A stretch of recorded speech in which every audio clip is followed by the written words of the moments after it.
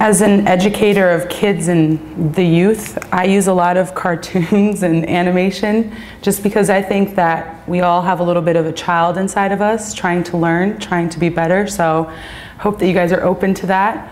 I try to use a lot of stories just because it's how I've always been able to learn and teach the kids. And even when I'm talking to other people, it's easier, I think, for us to connect with each other. So first, I want to, with our hearts wide open, we want to thank everyone for the opportunity of being here, for the opportunity to be able to share with you a little bit what we've learned and a little bit of the great teachings that our Father has given us through so many years of studying. And we just encourage that this is just a little bit, because this topic, looking ahead with Spiritism, was a difficult one, because to fit it all into 30, 40 minutes was kind of tough because it's so much great information. So I invite you to take a little bit of what we have here today and to be able to go back home, to open the Spirit's book, to open the Gospel, to open these great works that we have here with us that are now so many translated in English, and to continue studying with your families and with each other. So today's topic was looking ahead with Spiritism. And to begin our journey, I wanted to tell you guys to start off with a short story. But even though I teach kids, I'm not good at telling stories, so I found the story online, which is so much cooler than my version of the story. And it's a story that I think a lot of people have heard before. You've heard it either in academic settings, in your professional settings. So I ask that we look at it from a different perspective. We open up our hearts, we open up our minds to be able to look at it and understand it from a different point, okay?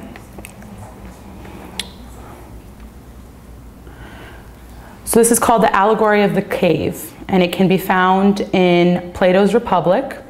And this is just a little adaptation, just a 3-minute adaptation of the story. I know it's in black and white, but it's the guy's voice that will captivate you.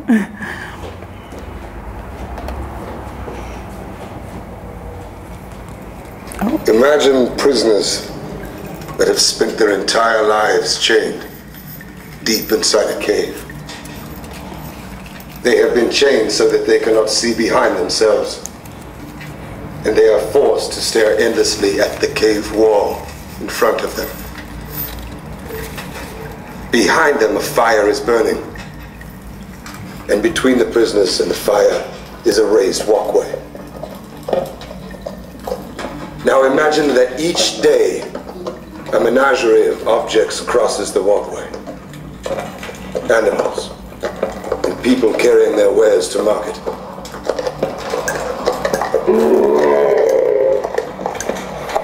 Their shapes create an intricate shadow play on the wall in front of the prisoners.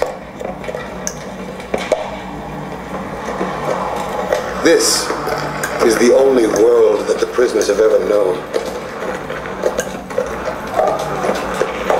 The shadows and the echoes of unseen objects. Now, imagine that the prisoner is released.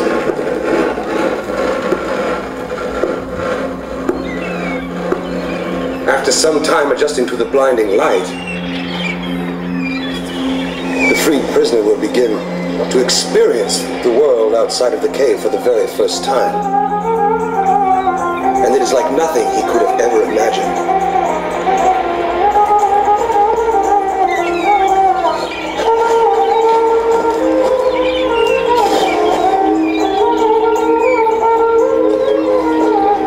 With his new perception of the world, the man will of course want to return to his friends to share his incredible discoveries.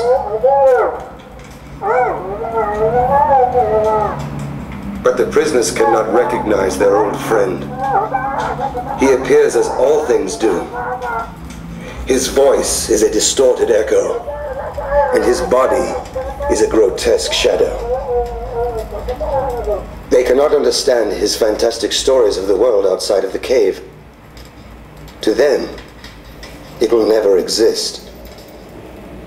This, of course, does not make the world outside of the cave any less real.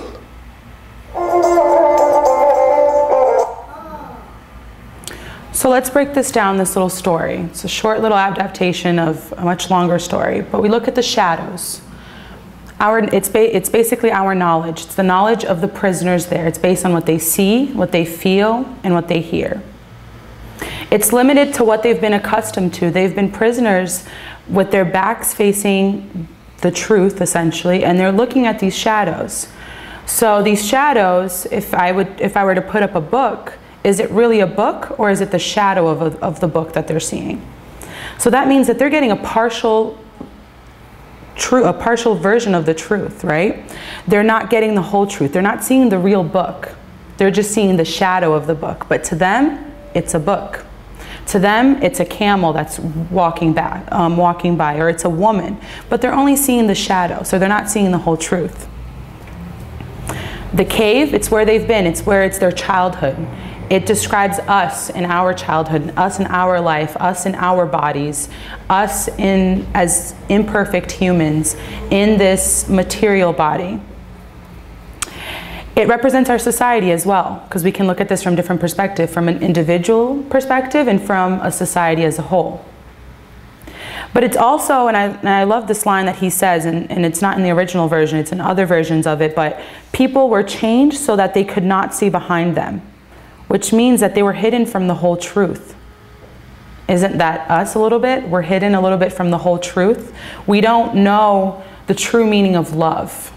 We know a partial version of it. But is it really the love that Jesus has given us? That Jesus manifested towards us, that he talks about?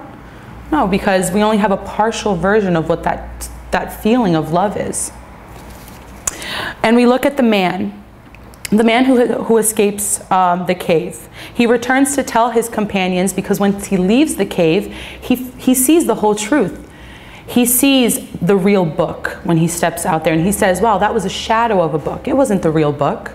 Or he sees a tree, or he sees a real camel, and he says, wow, look at that three-dimensional creature. It has so many different things that I didn't know about. But what he was seeing was just the shadow. The others threaten him in the longer version. The others who are still chained up, he basically pleads to them, and he says, let me take you out of here. Let me show you the whole truth. What you're seeing, it's not the real truth. But partially because they can't understand him because of the echoes of the cave, but they tell him, if you try to take us out, the first thing we will do is kill you, because what you're saying, it's absolutely absurd. What do you mean the whole truth? This is the whole truth. So you may be asking, well, what does this have to do with looking ahead with Spiritism? I think that this story defines who we are now as human beings here, as immortal souls incarnated in our bodies. We are that prisoner that has escaped. We were blinded by the light of Spiritism because it was so grand and so beautiful, and it warms our heart, it consoles our soul, it just fills us with so much happiness. And once we have stepped outside, we have seen that the truth that we have known up until that point, it was a partial truth. It wasn't the whole truth. But how? Well, we're going to come back to the story a little bit. So I ask you guys to put that story in the back of your minds so we can be able to analyze it with the Spirit's book, with the Gospel according to Spiritism, with these teachings, so we can be able to understand, how is this cave that Plato talked about thousands of years ago, how can it be relevant to us as we look ahead with Spiritism? In order for us to understand our future as a humanity, as our future as immortal beings who are trying to go towards this step, trying to become more perfect, trying to grow morally, we have to be able to look at where we've come from to be able to understand where we're going. We can't look ahead if we don't know where we've walked, where we've been through, what troubles, what happiness, what emotions we've felt before. So, in the Gospel according to Spiritism, in chapter 1, item number 9, we are immediately brought back to our roots. And this is a powerful sentence that I love. Moses opened the way. Jesus continued the work. and Spiritism shall finish it. But what does this mean? Why do we need to be able to look back at Moses and look back at Jesus to be able to look ahead with Spiritism? Well, if we analyze it carefully, if we look with Moses being the first revelation, he was dealing with semi-primitive people, people who believed in many gods, people who were vengeful, had so much anger, so much anguish in their hearts, were undisciplined. So what did he have to do? Through the 10 Commandments, he was able to use fear to discipline the people and to unite the people with one God. Believe in this one God. Okay, so, all right, so we get a little bit with Moses. So, and I love this little cartoon because it's like, well, just in case, is there a plan B? Well, God loves us so much that he did give us a plan B. He gives us our master, our brother, our guide, Jesus. And Jesus continued this work with what I like to call the program. It's called the FDA. And I use a lot of acronyms, I think, because it's in school, so bear with me on that. The FDA. He fulfilled our hearts. He basically said to us, not only is there only one God, but you will love God above all things and love your neighbor as you love yourself. He fulfilled that idea of why we should believe in one God. He developed further Moses' commandments because as he said, I didn't come to destroy it. And with his teachings, he shows us, why should you honor your father and your mother? Because if you love your neighbor, right there, inside your home, you should have to honor your father and your mother. You should have to, why not commit adultery or why not kill people? And all of these things Jesus has come to basically came to fulfill that, to develop these commandments that Moses brought to us before. And he adapted to the advancement of the people of the time through parables. People didn't want just orders. Don't do this, thou shalt not do this. No, why am I not supposed to do that? And the parables, which was a great method to reach the people at the time, was his method to be able to try to get into the soul, into the heart of people. Especially that main concept of loving God above all things and your neighbor as you love yourself. And then we get our third revelation, which is Spiritism. Spiritism is the promised consoler. It was Jesus promised us something to console us. And what does that mean? Well, Spiritism is here to clarify Jesus's teachings, to be able to unveil their true meaning, to be able to unpeel the parables, unpeel all the allegory, and see what is the true meaning behind what Jesus said. When he said, love your enemies. It's such a broad, it's such a heavy concept, but what does that mean? And the promised consoler, Spiritism, came to console the suffering, humanity's suffering, by putting a just cause to the pain. You are suffering now, why? Why are you suffering by the death of your family member? Why are you suffering in your marriage? Why are you suffering as a child with parents that sometimes it seems like they don't love you? Spiritism provides us with that console, with that warm feeling that it's okay for this reason. So, but for us to be able to understand that, I like to always break things down even further. So what's the definition of console? Console means, according to the New Oxford American Dictionary, it means to comfort someone at a time of grief or disappointment. And if we break that down even more into its Latin roots, con means with, and consolare means to soothe. So with soothe, to soothe our pain, to soothe our sufferings, to be able to Spiritism, to be able to sit with us in our darkest times, in our loneliest times, when we feel like there is no one around, we can open up the gospel and say, I'm not alone. God loves me. This is happening. I am harvesting something that I have planted in a previous life, in this life, But that is okay, because now I am planting new seeds to be able to harvest happiness in the future. Spiritism provides us with that comfort. It's like I like to compare it sometimes whenever I'm talking to my friends who are new to Spiritism. I'm like, well, I lived in Connecticut, so I lived in New England. Spiritism is like when I come down south and I have that mama's Southern cooking, you know, that mac and cheese, that cornbread, you know, like that delicious Southern style food that just comforts you, that makes you feel good, that makes you just sit and not have a worry in the world because you're taken care of by mama in Alabama or mama in Georgia, you know? So it's that great feeling that we feel. But, okay, so we're talking about this, and to be able to understand Spiritism just a little bit more, we have to understand its characteristics. Why is Spiritism the third revelation? For us to be able to look ahead with it, we have to understand a little bit more about it. Well, super important things about Spiritism is that it lacks an individual face. So first revelation, we associate it with Moses. Second revelation, we associate it with Jesus. The third revelation, Spiritism, the messages come from the spirits. So that is not just to be able to console me if I believe in certain things with Spiritism, more of the Christianity part of it, but it also consoles me because it's spirits from all over the world.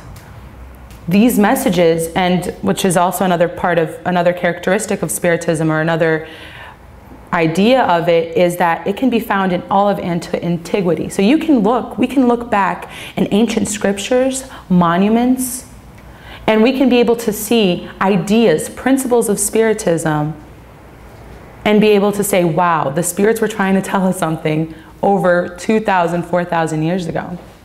This isn't something new. It's just Spiritism is as if we're putting on glasses. Without them, we see a little bit, but the shapes are kind of fuzzy. They're not totally there.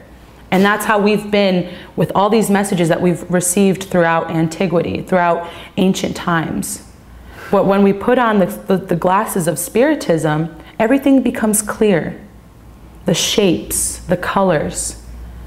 Things we're able to see, okay, I'm going to walk this way. There is a speed bump there. Okay, I'm going to go over it. Everything becomes so much more clear and easier for us to be able to go in the right path. And it also provides an alliance between science and religion. So there's no more in the Gospel According to Spiritism, in the introduction, it's very interesting that it talks about how religion and science up until now have been very exclusive to their own ideas. But with Spiritism and with time, it's being able to become more inclusive. So we can create an alliance, a bridge between them two. They're not two separate nations and opposite sides of the world. No, we can create that flight over from New York to London, from religion to science and science to religion. But some of you may be saying, well, Larissa, this is a great history lesson, but what does this have to do with us looking forward? Why does this matter? Why is it so important? Well, this is where I come in with my disclaimer. If we're talking about looking with Spiritism and we're waiting for the new Givaldo to be born, we're waiting for more messages, we're waiting for new information, that's not what looking ahead with Spiritism is. Looking ahead with Spiritism means that we're not looking to see, oh, how is the world going to be in 50 years? Are we going to have robots roaming the world or flying cars? That's not what it means. Looking ahead with Spiritism means we look at ourselves as prisoners of that cave. We look at ourselves just seeing shadows up until this point. We've been able to see partial truths. We've been able to see the teachings from Jesus, from Moses, from Socrates, know thyself. What does that mean? With Spiritism, we're able to break free from those chains, walk outside, and see the whole truth. Know thyself, knowing your tendencies, being vigilant with your actions and your thoughts, knowing, why is this happening to me? It must be because something that I have planted in a previous existence, Or my actions from the past have led to this. How can I change this for later? Loving your enemy, that does not mean that magically one day we're going to wake up and say, I do not feel anger towards this person anymore. No, it means slowly being able to, I'm not sending negative energy to that person. When I think about my mom, I love you. When I think about my mom, I think of love. I no longer think of anger. When I think about my mom, I think of friendship. I think of God. That's what loving our enemies, as Jesus has put it for us over 2,000 years ago. To love your neighbor, does that mean your neighbor next to you? No. It means the people around you, the people that we work with, the people that we interact with in the Spiritist Center, especially, in our homes, in the Spiritist movement, at work, that wherever we go, we are polite to people because we see in that human being a creation of God who created us as well. So if God is pure love, that person is love. So I have to love them just like God would. So, sorry. So we're no longer chained to this truth. So what does this mean? In the Spirits book, we find a little bit of why haven't the Spirits taught us this before then? In question 801 in the Spirits book, why haven't, it's asked to the Spirits, why haven't the Spirits taught from the earliest times what they are teaching today? You do not teach to children the same things you do to adults, just as you do not give newborns food they cannot digest.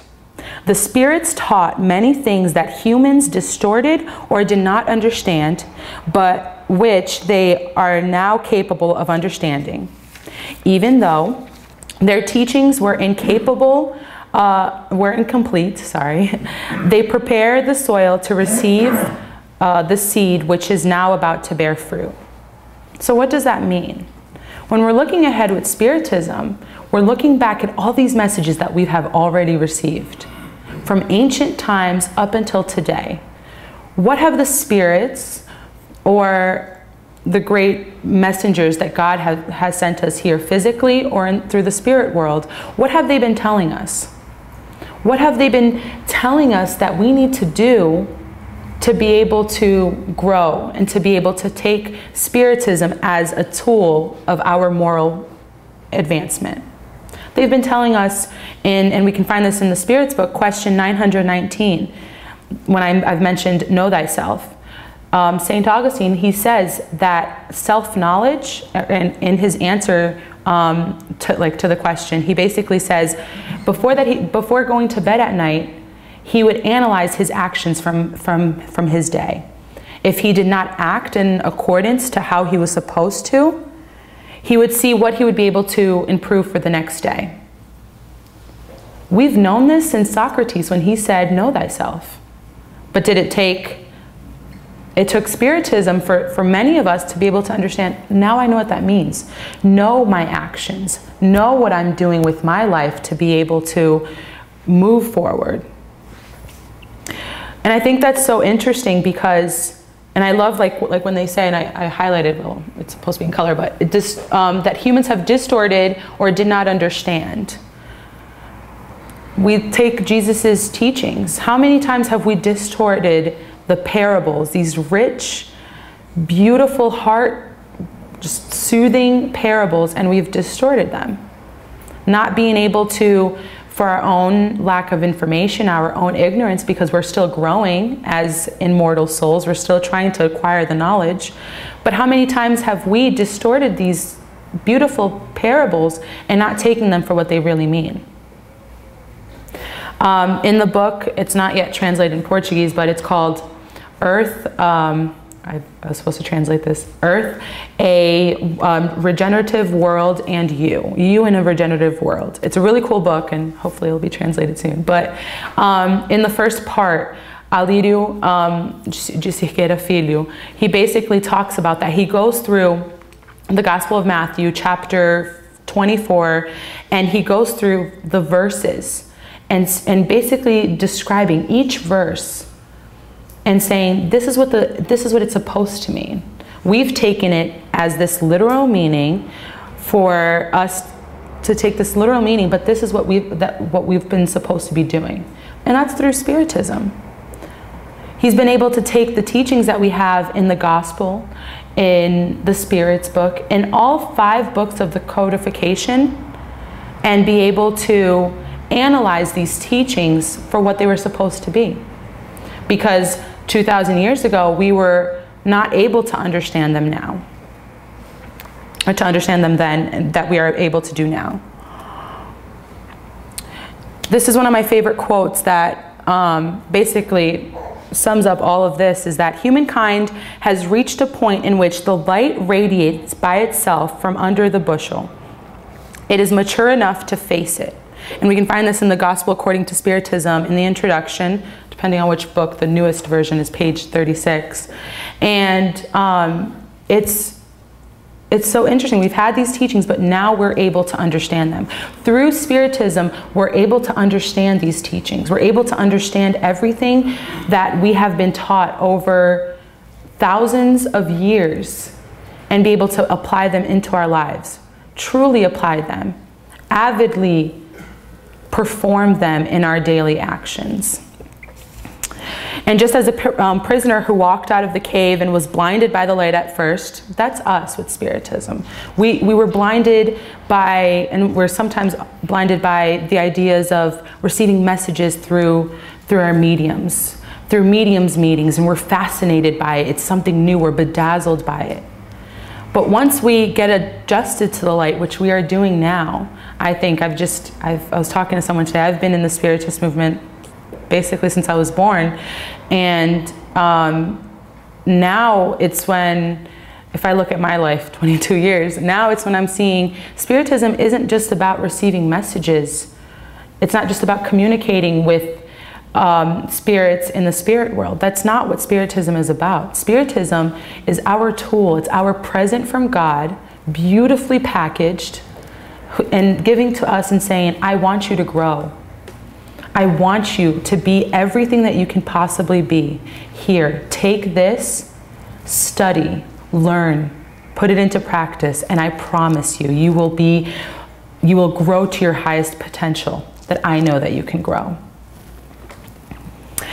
However, the effort that prisoner, just like the prisoner and just like we here in our incarnation in this lifetime at this moment, it takes actively pursuing the whole truth in order to get to that progress.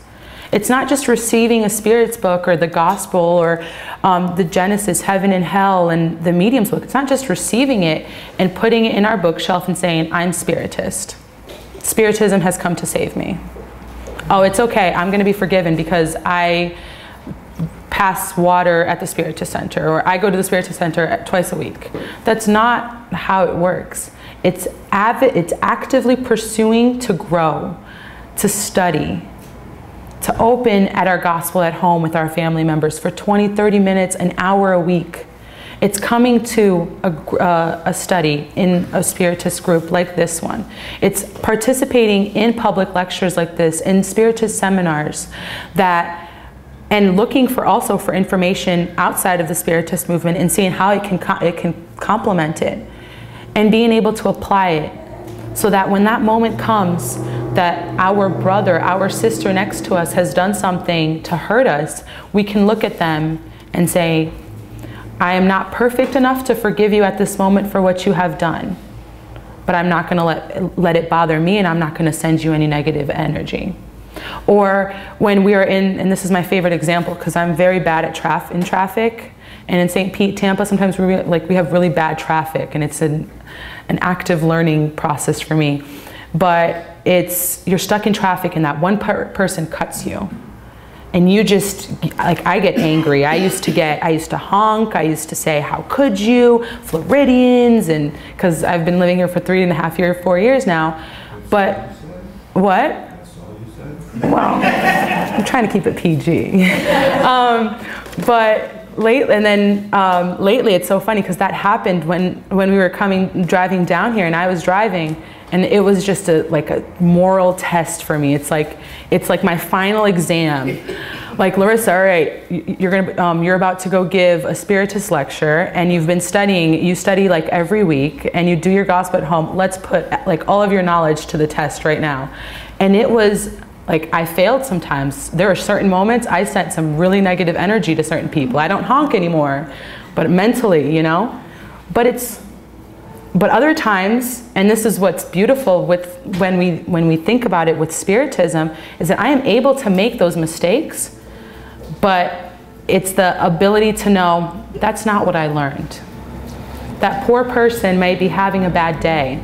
That person may be rushing to the hospital because someone is sick. That person might have been bullied or mistreated by their bosses or by their superiors.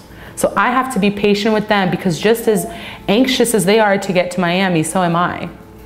So that's where I think when we start looking into the future, looking at tomorrow, next week, next month, how can Spiritism take us to be able to grow each and every day?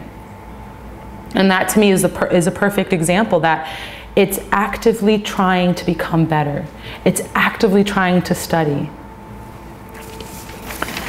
And then just to be able to support that a little bit, in the next question, 802, it's asked, since Spiritism must mark a step in the progress of humankind, why don't the spirits speed up this progress, because that would be easy, through manifestations that are so widespread and patent that they could lead the most incredulous to believe?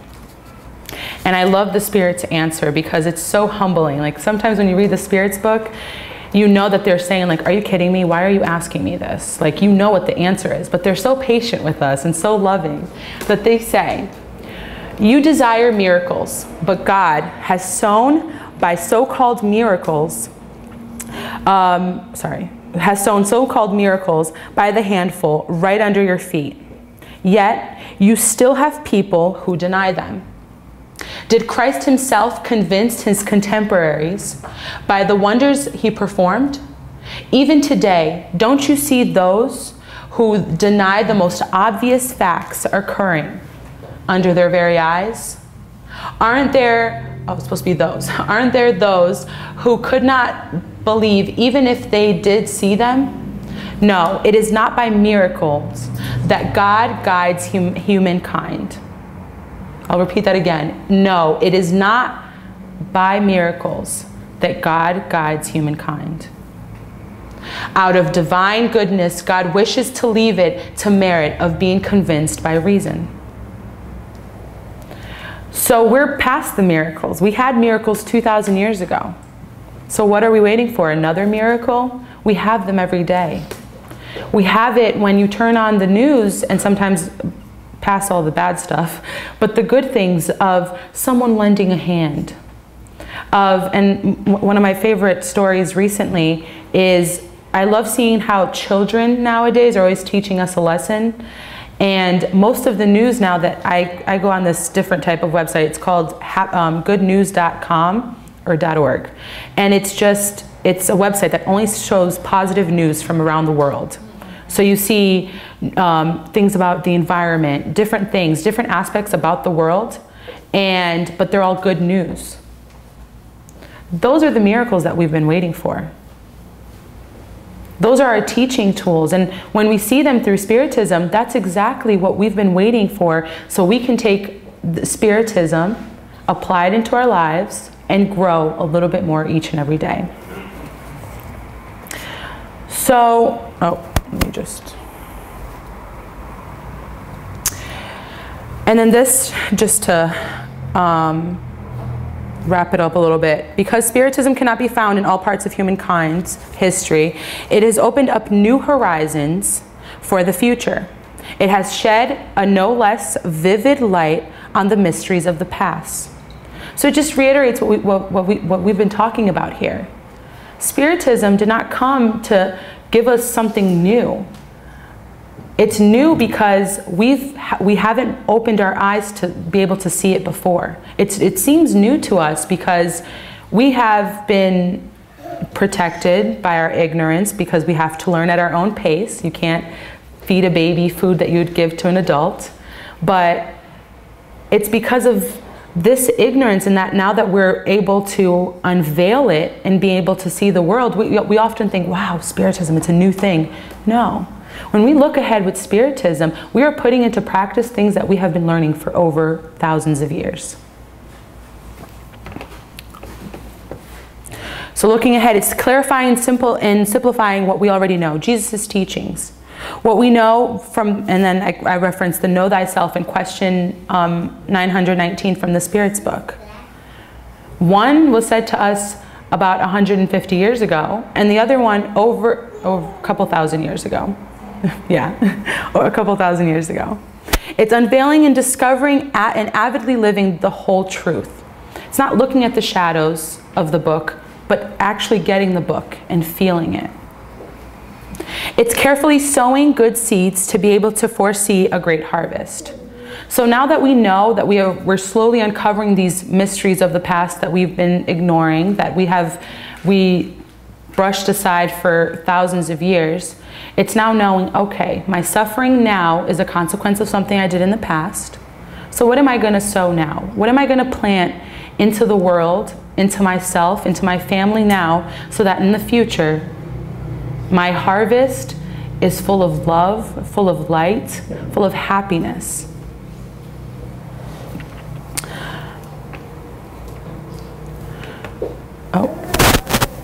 So looking ahead with Spiritism begins when we look deeply within us as immortal spirits, as a society, and as a humanity. It's looking at ourselves and saying, how can I take these teachings each and every week and try to change a little bit to make myself a little bit better with this person, in this situation, in this environment. It's these little actions that we do, each and every one of us, that when we look ahead truly through the Spiritist lens, we will see these little ripples, these little ponds, these little pebbles falling to the pond, creating little ripples that will create a massive tide of the teachings that God has given us, of love, this infinite, powerful love, of no more suffering, of happiness, of joy. So looking ahead with Spiritism means that we put into practice, we work, we pull up our sleeves and we say, thank you, God, for this present that you have given us. We are here to stay, we are here to work, and we are here to be better. Thank you.